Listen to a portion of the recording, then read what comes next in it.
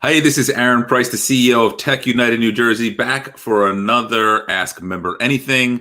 Today, really excited to welcome Naveen, the co-founder of Gramener. Naveen, thank you so much for joining us. Thank you, Aaron. Thanks for having me. So where are you physically situated right now? Like everyone, at my home, between four walls, but I'm based out of Princeton, New Jersey. Nice. It looks like Yes. an interesting picture behind you there. I can't really see what that is. What is that? That's my daughter, my 8-year-old, painted for my Father's Day. So I'm a Superman for her. That's very cool. That's very cool. Yeah.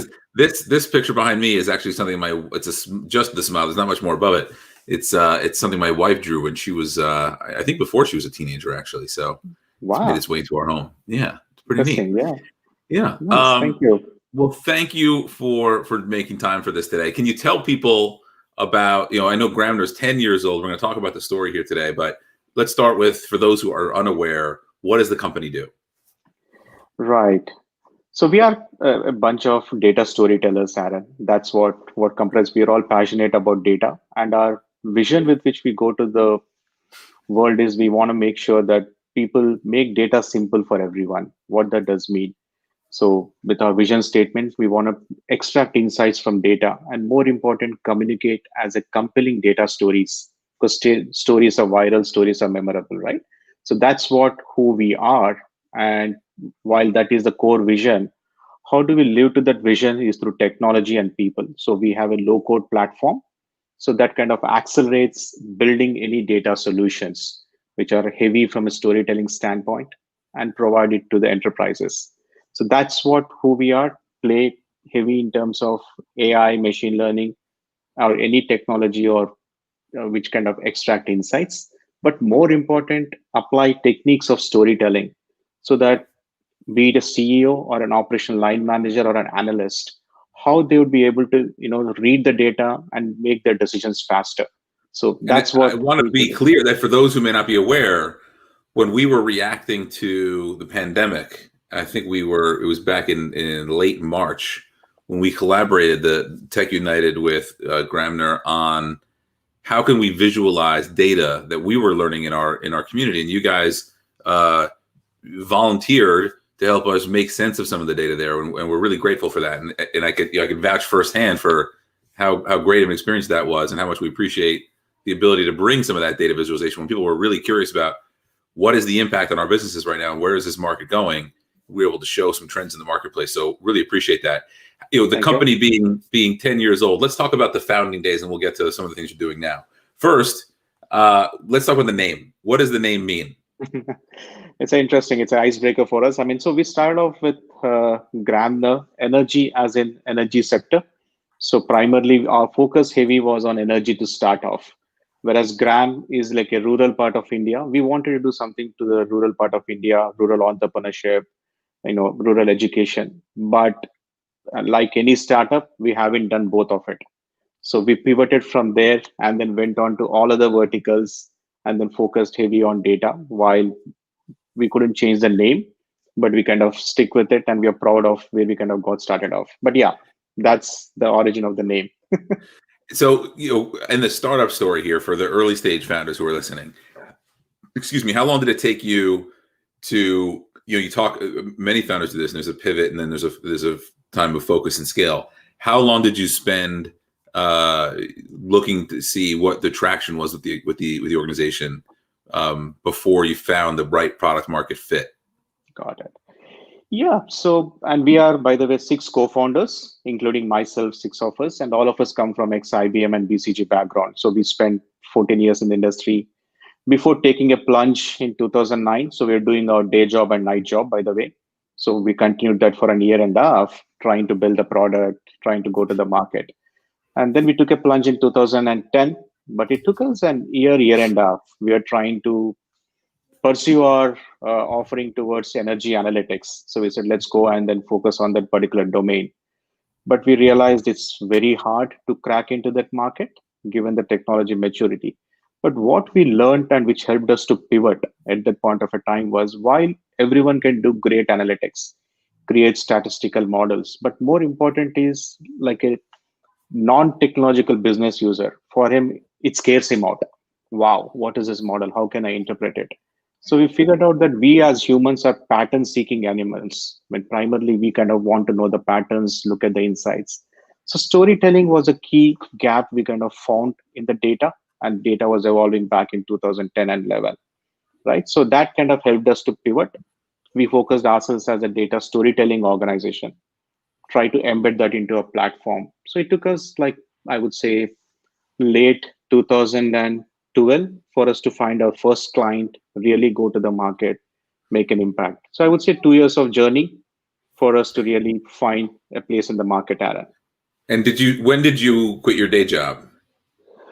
That was back in for almost like 11 months. We were running with a day and night job. So Yeah. we said, yes, I think we should kind of cut off the parachute, if you really want to take off, right? So we decided that, yes, let's go.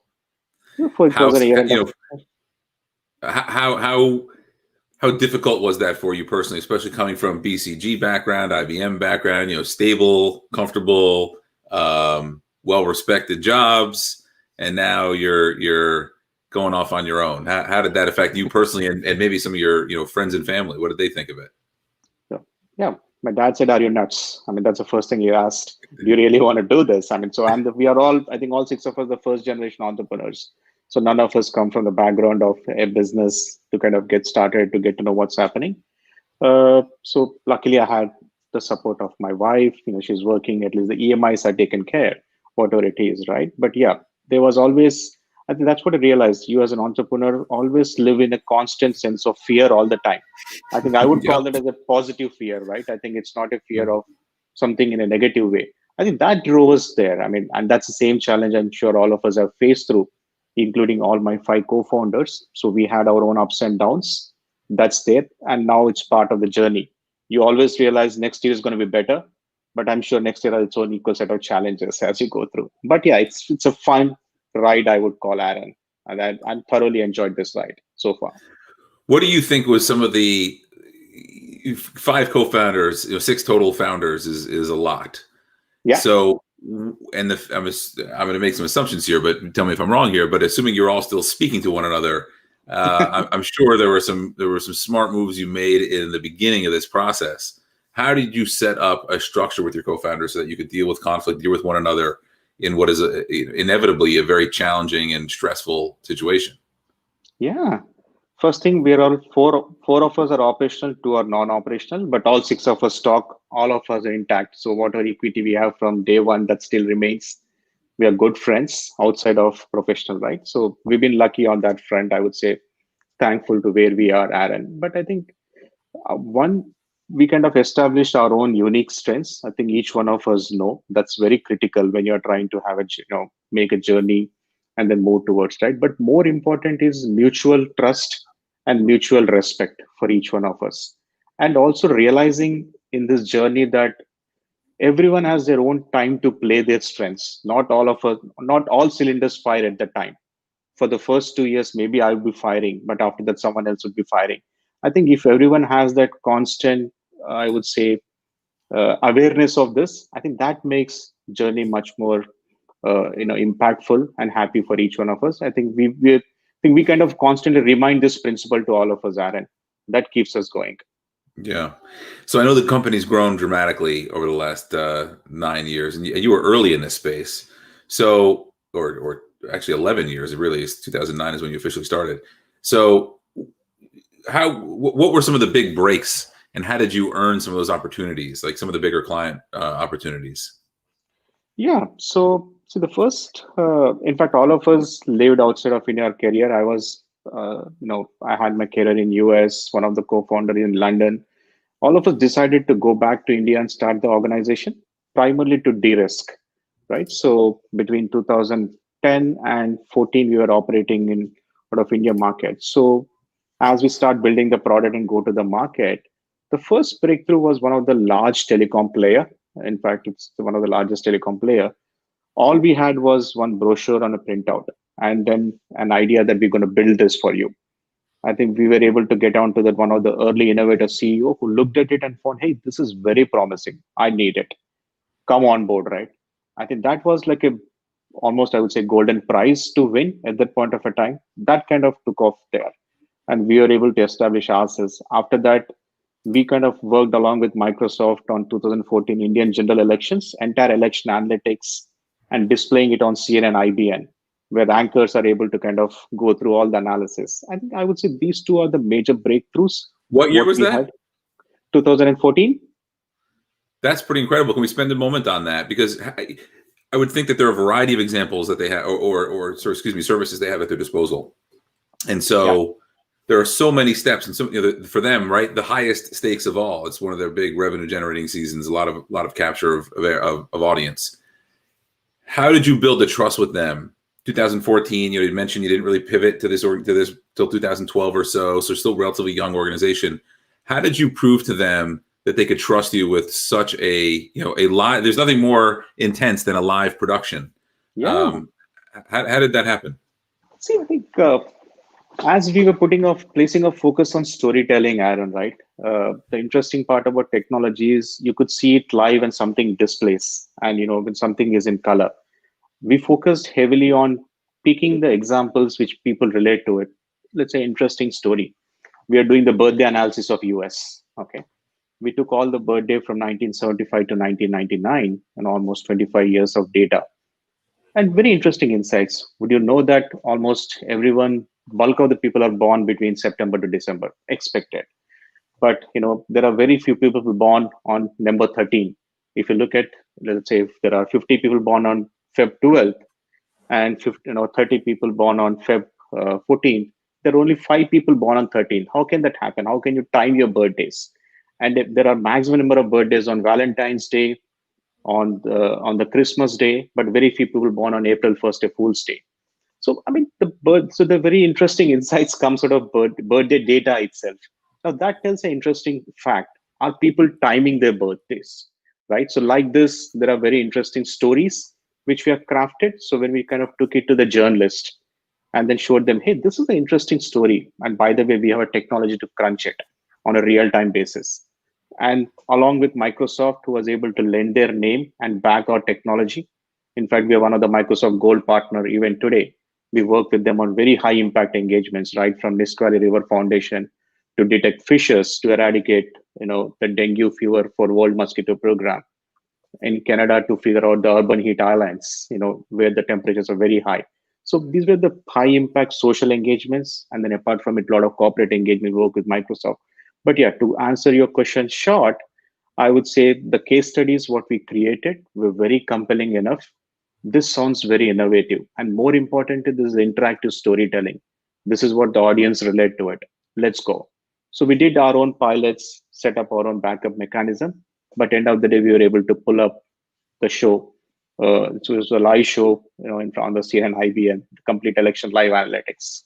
That's very, very cool. I wonder if, based on your experience with the birthday data, and I don't know the story, and it might be putting you on the spot here, but do you think that people could choose or have an impact on their death day?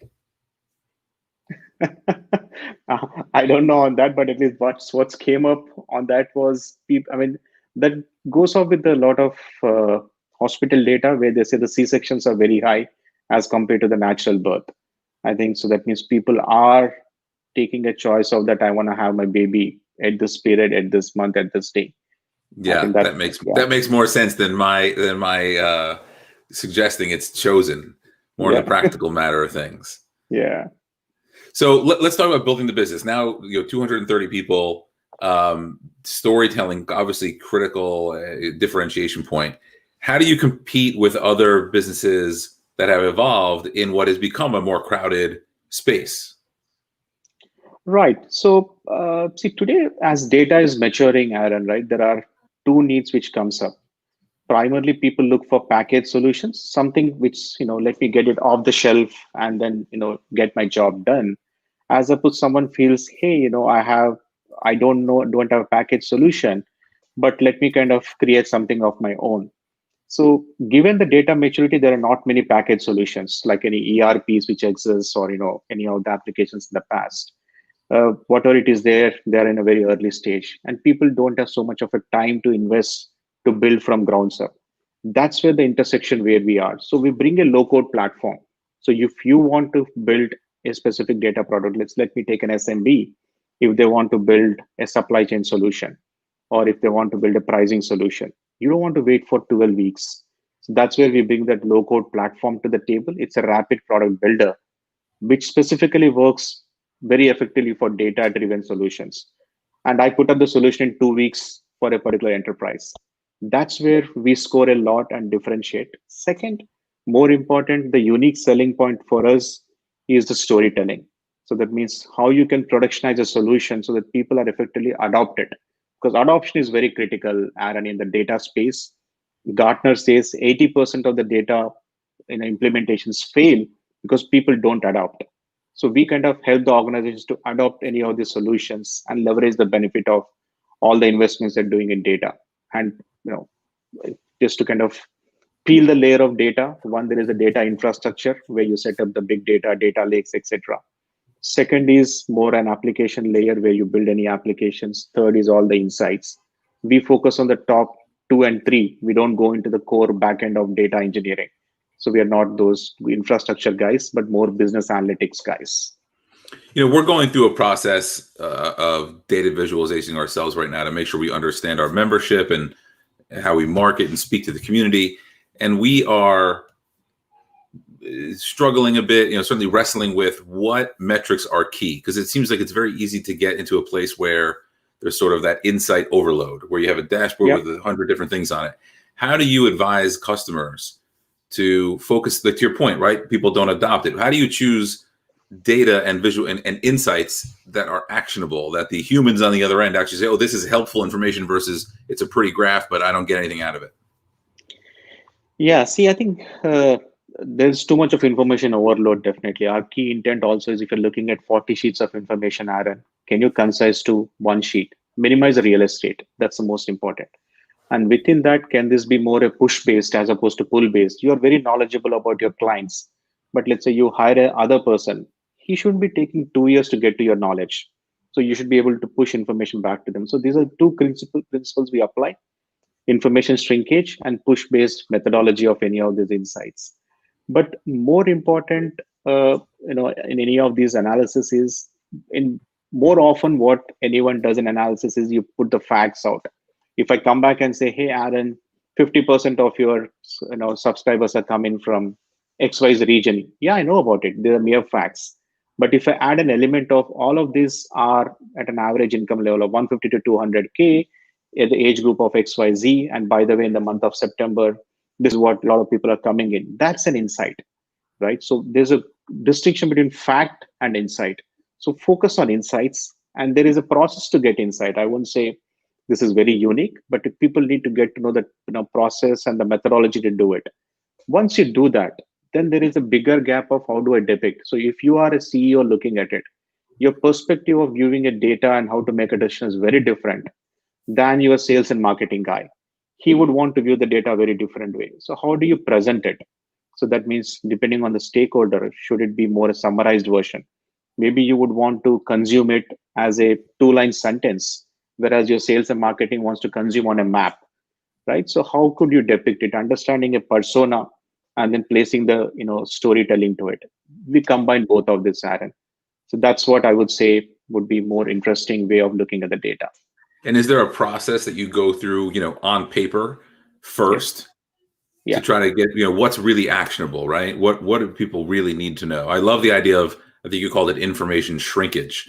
And I work with people, and I have worked for many years with people who really struggle, with that concept. And they think their value of their work, of themselves is in, if it's not this thick, it's maybe not worth it.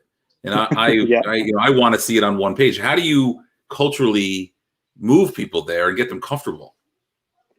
I think it's more, I'll take an instance of when we come off some of our clients' example, Aaron, and I'll come back to this question, right?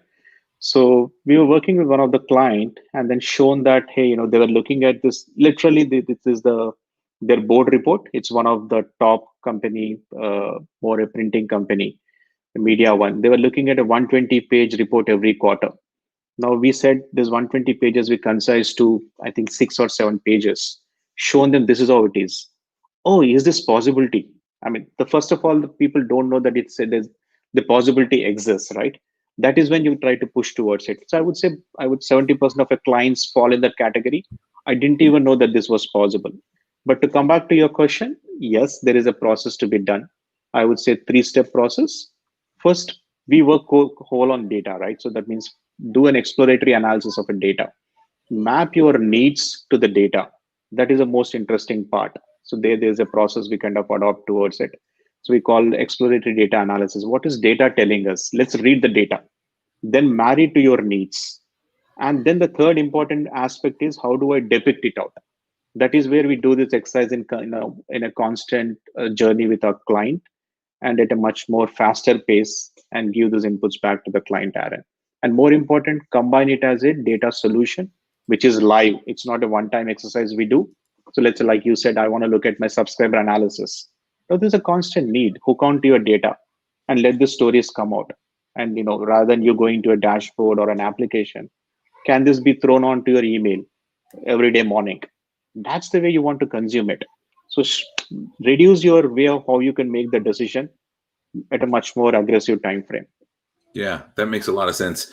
In the few minutes we have left, I'm curious how the pandemic has affected your business. I know you were already working, with teams around the world, but how have you seen the pandemic change how you work? Yeah, I think so. I think we've been one of those lucky organization on that front, Aaron. See, when we started off as a six co-founders, we were spread across 4 cities, by the way. So not all of us were together. So from there on, I think as we grew to almost 230 member organization today, we are spread out across now 8 to 9 cities all through. But otherwise, that is the physical offices. But employees are there, I would say at any point close to 14 to 15 cities. So we invested heavy in terms of collaboration tools or how we work together, more calendar as a utility where we leverage to great extent. But otherwise, I think the tech and then the way of how we are globally distributed, work like a remote teams, I think that really helped us out.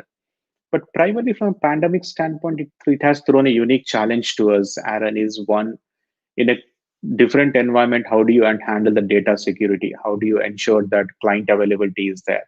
I think that is where I think we invested heavy during the pandemic from a data security standpoint, putting enough controls. Though teams are largely distributed, we never anticipated we're going to go there and pretty fast. I'm sure that's a surprise for many of similar people like us who are in this boat. But that's where we kind of invested on and said to ourselves that, hey, this is a natural way of working. Let's adopt to it. And we have seen, in fact, productivity has increased for us than kind of dropping at this point of time. That's really interesting. How has your experience been as a member of TechUnited? I think interesting ways, kind of one into the one what you kind of pointed the example of those insights, Aaron. I think getting to know the learnings from other people. I think that's a very interesting way. We would not have kind of captured this talking to 100 other people. So how you would be able to collect these multiple viewpoints, present it out, and create a forum for people to kind of explore each other offerings. I think that's very interesting. And more important, being local, I would feel connected to where I am and able to kind of brainstorm the ideas. That's where I think TechUnited is playing a pretty interesting role down there. Good. Well, we really appreciate your involvement. The last question is for those watching who are interested potentially in helping you out. It's a community built to help one another out. What could people do potentially? What do you need help with? I think constantly I'm on thirst of learning. If there is any innovative best practices of building small organizations, we are relatively very small. I think that's happy to kind of hear them out. Second, definitely happy to extend my help towards any budding entrepreneurs for any advice. I'm one of the Founder Institute member too. I think so. I kind of see that, Aaron, you are there, but happy to provide my lending hand towards that. But third, as an organization, if anyone, I know a lot of SMB players are down here who grapple see thinking that investing on data is an expensive affair. It is not. We can help you to kind of give you a head start as how you can leverage data and monetize data and take the power out of it. Happy to kind of network and exchange thoughts around it. But yeah, thank you. Awesome. Thank you. We really appreciate your time. And again, I could say firsthand, having worked with the team, how beneficial it was and how quick you were to put something together that was actionable. So, in not all cases have we had firsthand experience like that with our members, and we really appreciate that here. So, if you spent any time with us at Propelify or any of our other events, you know that we like to end with the virtual high five. So on the count of 3, high five your camera with me. 1, 2, 3, boom. Boom. There you go. Thanks a lot for being with us today. I really appreciate it. And, stay safe over the rest of the next several months. So glad to hear things are going well. Thanks a lot.